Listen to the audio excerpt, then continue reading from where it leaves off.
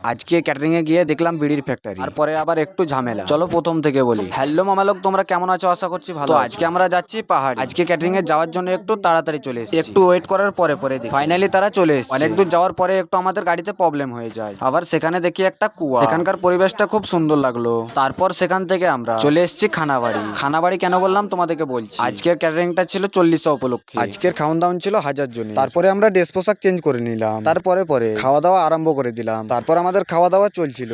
খাওয়া দাওয়া করতে করতে আমাদেরও খিদা লেগে গিয়েছিল। তারপর আর কি, আমরাও খাওয়া দাওয়া আরম্ভ করলাম। আজকে আমাদের খুব সুন্দরভাবে খাওয়া দাওয়া হয়ে গেল। আমাদের খাওয়া দাওয়ার পর আমাদের টিমের ছেলেগুলো খাওয়া দাওয়া করলো। সেখানে গিয়ে আমি একটু খুবই খুশি হলাম, কেননা এগুলো আমার ফ্যান ফলোয়ার। তারপর আমরা ভাবলাম একটু গ্রামটা ঘুরে দেখি। হঠাৎ করে দেখি আমরা বিড়ির ফ্যাক্টরিতে, সেখানে বিড়ি প্যাকিং করছিল সবাই। তো সেখান থেকে এসে আমরা একদম ভাত খাওয়া দাওয়া স্টার্ট করে দিয়েছি। সবাইকে খুব সুন্দরভাবে খাইয়ে আমরাও খাওয়া দাওয়া স্টার্ট করলাম। খাওয়া দাওয়া শেষ করে চললাম বাড়ি। টাটা বাই বাই মামালোক। তো পরের ব্লগে দেখা হচ্ছে।